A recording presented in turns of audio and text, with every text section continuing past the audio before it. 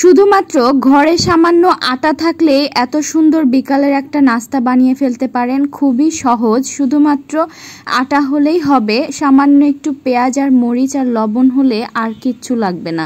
আর আমাদের ঘরে কিন্তু সবসময় পেঁয়াজ, কাঁচা মরিচ এগুলো কিন্তু থেকেই থাকে।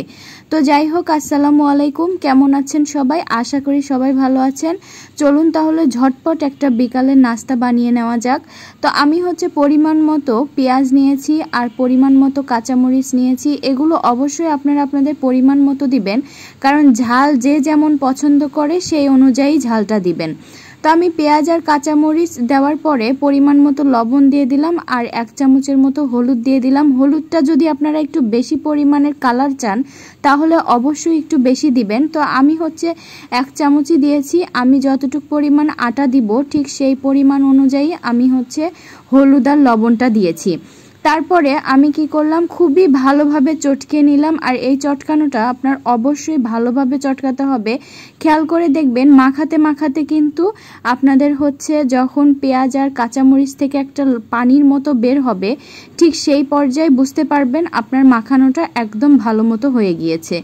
এই পর্যায়ে আমি কি করেছি, আমি 1 কাপের মতো আটা দিয়েছি আর 1/2 কাপের মতো আমি চালের গুঁড়াটা দিয়েছি। আর চালের গুঁড়াটা দিয়েছি আমি একটু মচমচে হওয়ার জন্য। যাই হোক, আমি পরিমাণ মতো পানি দিয়ে দিলাম। আর মাখানোর বাইন্ডিংটা দেখলেই বুঝতে পারছেন খুবই নরম হয়নি বা একদমই টেলটেলে হয়নি, রুটি বানানোর চেয়ে একটু নরম হয়েছে।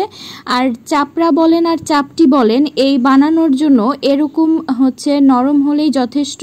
তারপরে আমি চুলায় একটা প্যান দিয়ে দিলাম আর আমি এটাকে ননস্টিক প্যান নিয়েছি। আপনারা চাইলে কড়াইতেও বানাতে পারবেন, তাওয়াতেও বানাতে পারবেন, কোনো সমস্যা নেই। তাওয়াতে বানালে একটু তেল দিতে হয় আর ননস্টিক প্যানে বানালে আপনাদের তেল না দিলেও চলবে। তারপরও আমি একটু সরিষার তেল দিয়েছিলাম জাস্ট একটু মচমচা হওয়ার জন্য। আর আমার এইটা মচমচাই ভালো লাগে। আর চাপড়া বলেন চাপটি বলেন, আমার ভীষণ পছন্দের একটি খাবার।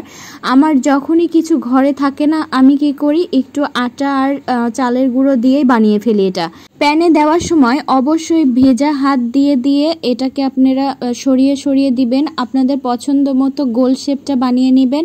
আমি কিন্তু পানি দিয়ে দিয়ে হাত দিয়ে ভিজিয়ে ভিজিয়ে তারপরে গোল শেপটা করেছি। তারপরে মিনিমাম 3 থেকে 4 মিনিট এক পাশ যখন শক্ত হয়ে যাবে তারপরে আপনারা আরেক পাশ উল্টিয়ে দিবেন।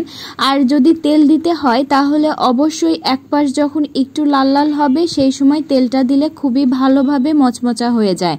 তো আমার এই যে দেখেন, এপাশ ওপাশ যখন খুবই ভালো সুন্দর একটা লাল কালার এসেছে তখনই কিন্তু আমি এটাকে নামিয়ে ফেলেছি। দেখলেই বুঝতে পারছেন কত সুন্দর একটা নাস্তা হয়ে গিয়েছে। আর ঝাল ঝাল এই নাস্তাটা বিকালে বলেন সকালে বলেন একদম জমিয়ে দিবে, বিশ্বাস করেন।